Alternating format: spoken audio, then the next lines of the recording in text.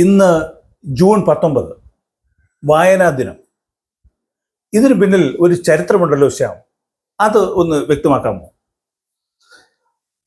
Suresh, June 19 എന്ന് പറയുന്നത് നമ്മൾ കേരളത്തിൽ അങ്ങോളം ഇങ്ങോളം വായനാ ദിനമായിട്ട് ആചരിക്കുന്ന ഒരു ദിവസമാണ്. അതെ, ജൂൺ 19. അതെ.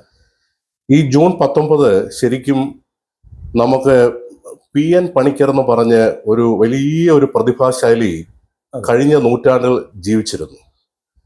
ആ പ്രതിഭാശാലിയുടെ ചരമദിനമാണ് ശരിക്കും ജൂൺ 19 എന്ന് പറയുന്നത്.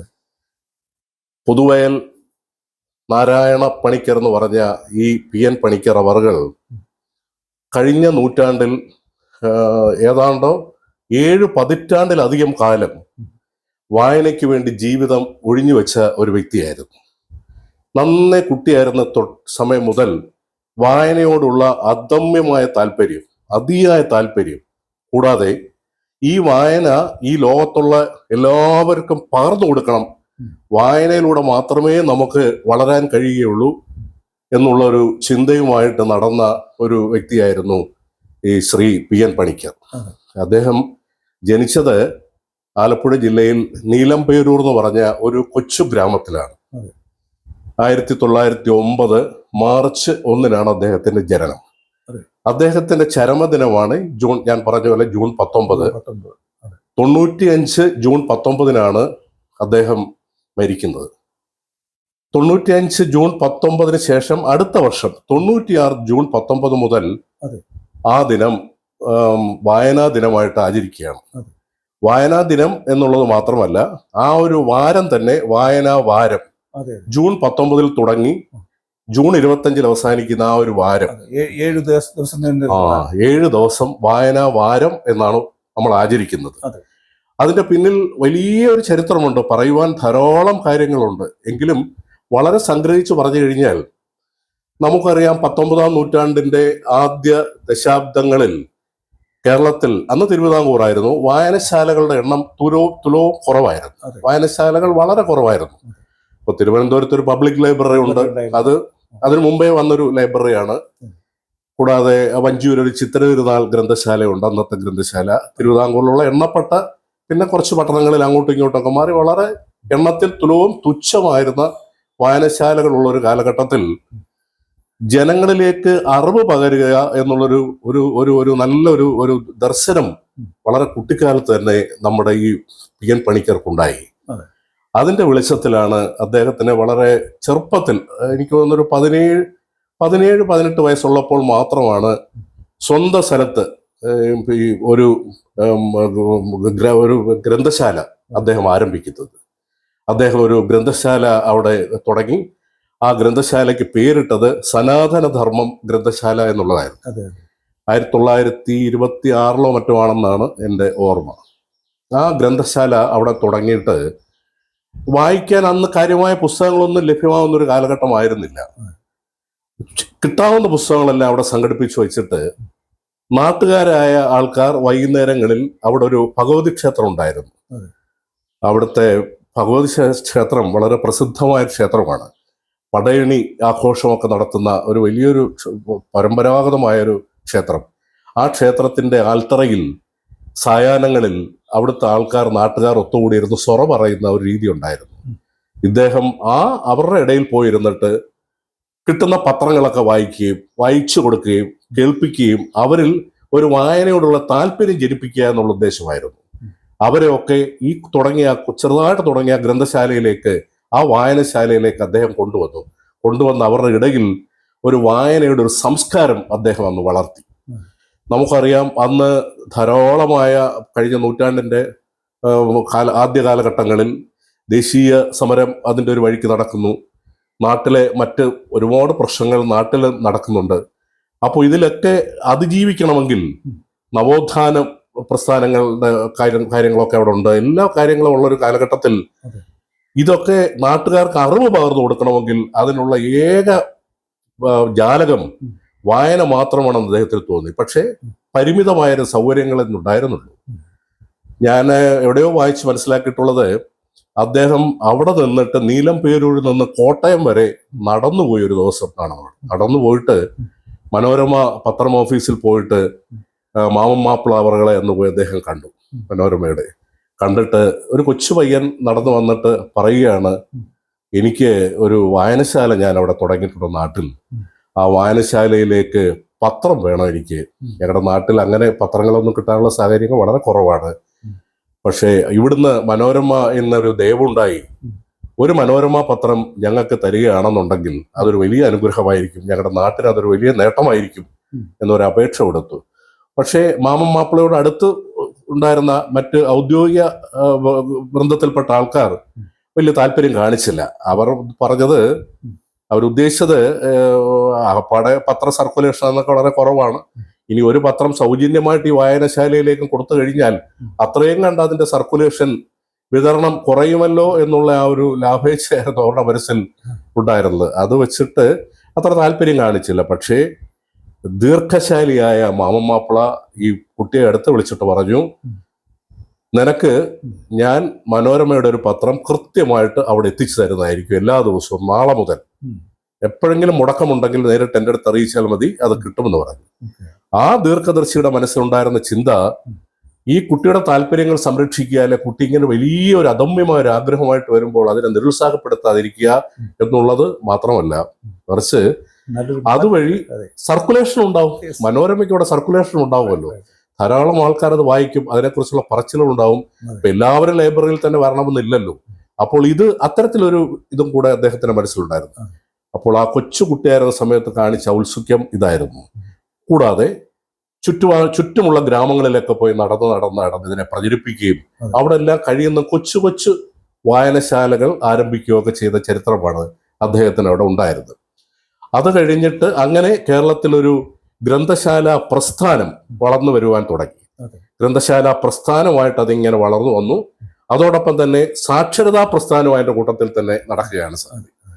അതുകൊണ്ടാണ് നമ്മൾ ഈ ജൂൺ 19 വായനാ ദിനത്തിൽ നമ്മുടെ ഗ്രന്ഥശാല പ്രസ്ഥാനത്തിന്റെ പിതാവ്, അല്ലെങ്കിൽ സാക്ഷരതാ പ്രസ്ഥാനത്തിന്റെ പിതാവ്, കുലപതിയാണ് ശ്രീ PN പണിക്കർ എന്നൊക്കെ നമ്മൾ പറയുന്നത്. തുടർന്ന് നിരവധിയായ പ്രവർത്തനങ്ങൾ അദ്ദേഹം നടത്തി അവസാനം അദ്ദേഹം ആലപ്പുഴയിൽ ഒരു സാധാരണ ഒരു അധ്യാപകനായിരുന്നു. ഒരു LP സ്കൂൾ അധ്യാപകനായിരുന്നു. മലയാളത്തിന്റെ പ്രാഥമികമായ സെക്കൻഡറി ലെവൽ കോഴ്സുകൾ മാത്രമൊക്കെ അദ്ദേഹം പാസ്സായിട്ടുള്ളൂ. എന്നിട്ടും അന്ന് അങ്ങനെയുള്ള ആൾക്കാരൊക്കെ വളരെ കുറവായതുകൊണ്ട് ഒരു മലയാളം അധ്യാപകനായിട്ടിരിക്കുകയും അധ്യാപനത്തോടൊപ്പം തന്നെ ഈ പ്രചരണ പരിപാടികളൊക്കെ ആയിട്ട് നടക്കുകയും ചെയ്തിട്ട് കേരളത്തിൽ അങ്ങോളം ഇങ്ങോളം ഈ ഒരു സന്ദേശം നടന്ന് കന്യാകുമാരി മുതൽ അങ്ങ് കാസർഗോഡ് വരെ നടന്ന് ഇതെല്ലാം പ്രചരിപ്പിക്കുകയൊക്കെ ചെയ്തിട്ട് പിന്നെ ഈ പ്രസ്ഥാനം പതുക്കെ വളർന്നു വന്ന് ഇതൊരു വലിയൊരു പ്രസ്ഥാനമായിട്ട് മാറിയ ഒരു ചരിത്രമാണ് അതിന്റെ പിന്നിലുണ്ട്. അതുകൊണ്ട് ആ പുണ്യാത്മാവിന്റെ സ്മരണയ്ക്ക് വേണ്ടിയിട്ടാണ്, അദ്ദേഹത്തെ നമസ്കരിക്കുന്നതിന് വേണ്ടിയിട്ടാണ് എല്ലാ വർഷവും നമ്മളിങ്ങനെ വായനാ ദിനമായും പിന്നെ അത് വായനാ വാരവുമായും ഒക്കെ ആഘോഷിക്കുന്നത്. ഒരു കാര്യം കൂടെ ഞാനൊന്ന് പറഞ്ഞോട്ടെ. ഇതിന്റെ പ്രാധാന്യം പിന്നെ ദേശീയ തലത്തിൽ മനസ്സിലാക്കിയതിന് ശേഷം കേരളത്തിൽ ഇങ്ങനൊരു വലിയൊരു പ്രസ്ഥാനം ചെറുതായി തുടങ്ങി മഹത്തായ ഒരു ആശയം പ്രചരിപ്പിക്കപ്പെട്ട് കഴിഞ്ഞു, അതൊരു വലിയ വിജയമായി തീർന്നു എന്നുള്ളതിന്റെ ഉൾക്കാഴ്ച മനസ്സിലാക്കിയിട്ട് 2017 മുതൽ ദേശീയ തലത്തിൽ തന്നെ നമ്മുടെ ആരാധനായ പ്രധാനമന്ത്രി നരേന്ദ്രമോദിജി അവർ ഇത് ഒരു ദേശീയ വായനാ ദിനമായിട്ട് പ്രഖ്യാപിച്ചു 2017. എനിക്ക് തോന്നുന്നത് കേരളത്തിൽ വെച്ചിട്ടാണ് ആ പ്രഖ്യാപനം ഉണ്ടായതാണ് എനിക്ക് തോന്നുന്നത്. ആ ഭാഗം ഞാൻ ഓർക്കുന്നില്ല. പക്ഷെ ഏതായാലും അത് ദേശീയ വായനാ ദിനമായിട്ട് അത് പ്രഖ്യാപിക്കപ്പെട്ടു. കൂടാതെ ഒരു മാസക്കാലം, അന്ന് മുതൽ ഒരു മാസക്കാലം ദേശീയ വായനാ മാസമായിട്ട് ആചരിക്കുവാൻ തന്നെ ഉള്ള തീരുമാനമെടുത്തു. കേരളത്തിൽ വിദ്യാഭ്യാസ വകുപ്പാണ് ഈ കാര്യങ്ങളൊക്കെ കോർഡിനേറ്റ് ചെയ്ത് ഇവിടെ കൊണ്ടുപോകുന്നത്. ഏതായാലും അത്തരത്തിലൊരു വലിയൊരു മഹത്തായ ഒരു സന്ദേശം പകർന്ന വ്യക്തിയുടെ അല്ലെങ്കിൽ ആ ഒരു സന്ദേശത്തിന്റെ ഓർമ്മ പുതുക്കലിന്റെ ഭാഗമായിട്ടാണ് നമ്മളെല്ലാവരും ഈ ജൂൺ 19 വായനാ ദിനമായിട്ട് ആഘോഷിക്കുന്നത്. യശസ്വിനായ ശ്രീ PN പണിക്കരുടെ ഒരു പ്രധാന മുദ്രാവാക്യമായിരുന്നു വായിച്ചു വളരുക, ചിന്തിച്ച് വിവേകം നേടുക എന്നത്. നമ്മൾ അഞ്ചക്കാർ നമുക്കറിയാം, നമ്മളൊക്കെ വായിക്കാൻ വേണ്ടി പണ്ട് ആശ്രയിച്ചിരുന്നത് അഞ്ചൽ ജംഗ്ഷനിലുള്ള അഞ്ചൽ പഞ്ചായത്ത് ലൈബ്രറി ആയിരുന്നു. അന്ന് നമ്മൾ ഇഷ്ടംപോലെ യഥേഷ്ടം അവിടെ പോവുകയും പുസ്തകങ്ങൾ വായിക്കുകയും ചെയ്തിരുന്നു. പക്ഷേ ഇന്നത്തെ നമ്മുടെ കുട്ടികൾക്ക് ഒരു ബൃഹത്തായ ലൈബ്രറി തന്നെ അവരുടെ മൊബൈൽ അവൈലബിൾ ആണ്. അപ്പോൾ പണ്ടത്തെ നമ്മളൊക്കെ എടുത്തിട്ടുള്ള ഒരു സ്ട്രെയിൻ ഇന്നത്തെ കുട്ടികൾക്ക് എടുക്കേണ്ടി വരുന്നുണ്ടോ, അല്ലെങ്കിൽ അത്ര ബൃഹത്തായ ഒരു വായന അവരുടെ ഭാഗത്ത് നിന്ന് ഉണ്ടാകുന്നുണ്ടോ? ശ്യാമിന് എന്താണ് അതിനെക്കുറിച്ച് തോന്നുന്നത്? സുരേഷിന്റെ ഈ വാക്കുകൾ നമ്മുടെയൊക്കെ ഓർമ്മകളെ ഒരുപാട് പുറകിലോട്ട് കൊണ്ടുപോകുന്നതാണ്. നമ്മുടെയൊക്കെ കുട്ടിക്കാലത്ത് അതേ ഉണ്ടായിരുന്നുള്ളൂ നമുക്ക് വായിക്കാനുള്ള ഏക അവസരം, ലൈബ്രറിയിൽ ചെല്ലുക, പുസ്തകങ്ങൾ എടുക്കുക എന്നുള്ളത്. പലപ്പോഴും നമ്മൾ ആഗ്രഹിക്കുന്ന പുസ്തകങ്ങൾ കിട്ടുമായിരുന്നില്ല. നമ്മളവിടെ ബുക്കിന് വേണ്ടിയല്ല ബുക്ക് ചെയ്ത് വന്നിട്ട് പിന്നെ പോയിരിക്കുകയും ചെയ്യും. പക്ഷെ അത് കഴിഞ്ഞിട്ടുള്ള നമ്മുടെ അവിടെ നിന്നുള്ള ചർച്ചകൾ, നമ്മുടെ സംസാരങ്ങൾ, അല്ലെങ്കിൽ നമ്മൾ കൈകാര്യം ചെയ്യുന്ന വിഷയങ്ങൾ, ഇതൊക്കെ നമുക്ക് ഒരുപാട് വായനയിൽ ഉപരിയായി തന്ന അറിവുകൾ തന്ന അവസരങ്ങളായിരുന്നു അന്നൊക്കെ.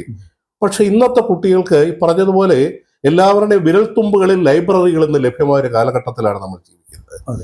ഈ ലേണിങ്ങിന്റെയും ഈ ലൈബ്രറിയുടെയൊക്കെ ഒരു കാലഘട്ടത്തിലൂടെയാണ് നമ്മളിന്ന് കടന്നു പോയിക്കൊണ്ടിരിക്കുന്നത്. പക്ഷേ എനിക്ക് പലപ്പോഴും തോന്നിയിട്ടുള്ളത്, ഒരു ലൈബ്രറിയിൽ പോകാതെ തന്നെ അവർക്ക് സൗകര്യങ്ങളെല്ലാം വായിക്കാനുള്ള ലഭ്യമായ വിഷയങ്ങളെല്ലാം കിട്ടും. താല്പര്യത്തിനനുസരിച്ചുള്ള പുസ്തകങ്ങൾ അവർക്ക് ലഭ്യമാണ്. എല്ലാം ഇതാണ്. പക്ഷേ നമ്മുടെ പണിക്കർ സാർ അന്ന് പറഞ്ഞ വായിച്ചു വളരുക, ചിന്തിച്ച് വിവേകം നേടുക എന്നൊക്കെ പറഞ്ഞ ആ മുദ്രാവാക്യങ്ങൾ അതിന്റെ അതേ അർത്ഥത്തിൽ നടപ്പാകുമെന്നുള്ള കാര്യത്തിൽ എനിക്ക് സംശയമുണ്ട്. കാരണം ഇന്നെല്ലാം വാണിജ്യവൽക്കരിക്കപ്പെട്ടിരിക്കുന്ന ഒരു ലോകത്ത്, എല്ലാം വേഗതയുടെ ഒരു ലോകത്താണ് നമ്മളിന്ന് ജീവിക്കുന്നത്. ചിന്തിക്കാനുള്ള സമയമുണ്ടോ എന്ന് തന്നെ സംശയമാണ്. അവർക്ക് കിട്ടുന്ന പുസ്തകങ്ങൾ, അവർക്ക് ഈ പുസ്തകങ്ങളായിട്ട് കിട്ടുന്ന, അല്ലെങ്കിൽ സോഷ്യൽ മീഡിയയിൽ കിട്ടുന്ന ഈ ലേണിംഗ്, അല്ലെങ്കിൽ ഈ വായന ലൈബ്രറികൾ വരെ ഉണ്ട്, അവിടെ പോയിരുന്ന് വായിക്കാം. പക്ഷേ ഏകാഗ്രമായ ഒരു മനസ്സോടുകൂടിയാണോ അവരിതൊക്കെ ചെയ്യുന്നത് എന്നുള്ള കാര്യത്തിൽ സംശയമുണ്ട്. വായനയുടെ അടിസ്ഥാന ഘടകം എന്ന് പറയുന്നത് ഏകാഗ്രതയാണ്. ഏകാഗ്രതയോടെ വായിച്ചിട്ട് നമ്മൾ വായിച്ച കാര്യങ്ങളെക്കുറിച്ച് നമുക്ക് ചിന്തിക്കുക. ഇത് രണ്ടും നടന്നെങ്കിലേ വായനയുടെ പൂർണ്ണമായ ഒരു അർത്ഥം, അല്ലെങ്കിൽ അതിൻ്റെ ഒരു സുഖം, അല്ലെങ്കിൽ നമുക്ക് വീണ്ടും അത് വായിക്കാനുള്ള വേണ്ടിയുള്ള ഒരു ആവേശം, ആർജവും ഒക്കെ തരികയുള്ളൂ. മറിച്ച് ഇപ്പോഴത്തെ ഈ നവമാധ്യമങ്ങളിലൂടെ കുട്ടികൾക്ക് അതിനുള്ള സമയം കിട്ടുന്നുണ്ടോ എന്ന് സംശയമാണ്.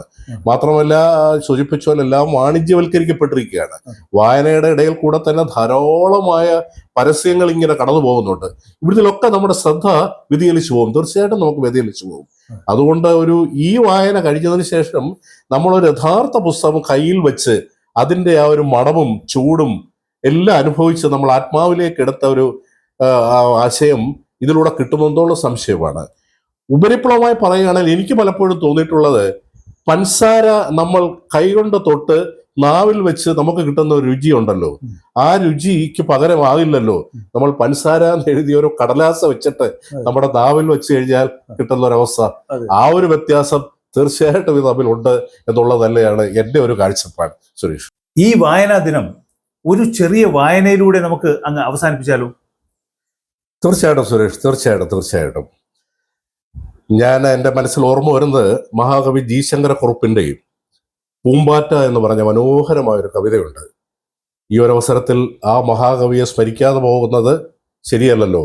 ധാരാളം കവികളുണ്ട്, എങ്കിൽ പോലും ശങ്കരക്കുറുപ്പിൻ്റെ പൂമ്പാറ്റ എന്ന കവിത ഞാനൊന്ന് വായിക്കാം. ചെമ്പകവർണ്ണയായ സന്ധ്യ ചക്രവാളത്തിന്റെ വട്ടക്കണ്ണാടിയിൽ ഉന്മാദം കൊള്ളിക്കുന്ന കോമള രൂപം നിഴലിച്ചത് മദാലസം നോക്കി നിൽക്കുകയാണ്. വെളിച്ചത്തിന്റെ പൊടി കൊണ്ട് മുഖം മിനുക്കി മേഘകാംഗിയായ മേഘമാല കാറ്റുകൊള്ളാൻ ഇറങ്ങിയിരിക്കുന്നു. ആഡംബരപ്രിയയും സമ്പന്നയുമായ ഒരു ജപ്പാൻകാരി തരുണിയെപ്പോലെ വിചിത്ര വർണ്ണമാർന്ന മിശറി മെല്ലെ മെല്ലെ ഇളക്കിക്കൊണ്ട് ആരാമ മധ്യത്തിലുള്ള പൂമേട പുറത്ത് പൂമ്പാറ്റ തന്നിൽ തന്നെ ലയിച്ചിരിക്കുകയാണ്. ആ സൗന്ദര്യധാമം മധുപാനത്തിന്റെ മധുര ലഹരിയിൽ തന്നെ ഇപ്പോഴും. എത്ര മനോഹരമാണ് ലോകം! പൂമ്പാറ്റ അത്ഭുതപ്പെട്ടു. ഇളംകാറ്റ് മുല്ലവള്ളികളെ ഇക്കിളിയാക്കി കിലുകിലെ ചിരിപ്പിച്ചുകൊണ്ട് സീൽക്കാരത്തോടുകൂടി ഇടയിൽ കയറി തിക്കിത്തിരക്കി. അകലെ നിന്നൊരു നഗ്ന വൃദ്ധവൃക്ഷം കാറ്റിൽ വിറയ്ക്കുന്ന ചില്ലത്തുമ്പ് നീട്ടി നിലത്തേക്ക് ചൂണ്ടി അർത്ഥഗർഭമായ ആംഗ്യം കാട്ടി. പഴകിയളിഞ്ഞ ഇലകളും ചീഞ്ഞടിഞ്ഞ പൂമ്പാറ്റ ചിറകുകളും നെടുനീളെ മണ്ണിലിഴയുന്ന ഞാഞ്ഞൂളികളെ നോക്കി പൂമ്പാറ്റ പുച്ഛിച്ചു. പുഴു, അന്ധമായ പുഴു. അല്പമകലെ മരക്കൊമ്പിലിരുന്ന കരിങ്കുയിൽ പ്രതിഷേധിച്ചു. ധിക്കാരി പൂമ്പാറ്റെ, നീയും പുഴു! ചിറകുമുളച്ച പുഴു. എത്ര ചെടികളുടെ പത്രപുടങ്ങളിലാണ് നിന്റെ ഭോഗതൃഷ്ണയുടെ ദന്തവ്രണങ്ങൾ. നിന്റെ ആഡംബര ചിറക് കൊഴിയട്ടെ, നീയും പുഴു. ആ ഞാഞ്ഞൂളുകൾ ഭൂമിയുടെ പൊന്നൂലുകൾ. സംസ്കാര സമ്പന്നമായ നിലം അവരുടെ വേലയുടെ ഫലം. അവരുടെ നിർമ്മിതിയാണ് ഹരിതപുളകം കലർന്ന ഉലകം. നീ ലോകത്തിൻ്റെ ആഡംബര ചിറകുമുളച്ച സുഖഭോഗം. ഓർമ്മയിരിക്കട്ടെ, മധുമത്തായ ആ പൂമ്പാറ്റ, കടലുറയ്ക്കാത്ത സ്വൈരിണി, വേച്ച് വേച്ച് പാറിപ്പാറി കാറ്റിൻ്റെ പിറകെ കടന്നുപോയി. എല്ലാ അനൂന പ്രേക്ഷകർക്കും ഞങ്ങളുടെ ഹൃദയം നിറഞ്ഞ വായനാ ദിന ആശംസകൾ.